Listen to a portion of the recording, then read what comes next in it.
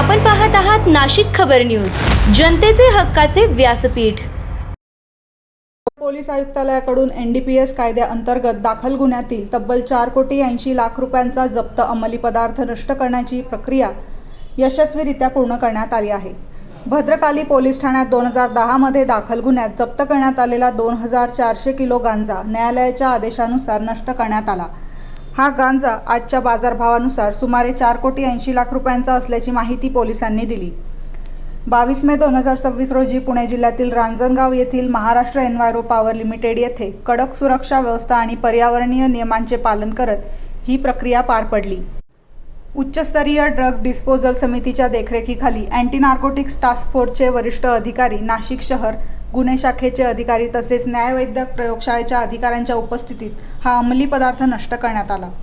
नाशिक शहर पोलीस आयुक्तांच्या आदेशानुसार आणि गुन्हे शाखेच्या मार्गदर्शनाखाली अंमली पदार्थ विरोधी पथकाने ही कारवाई केली।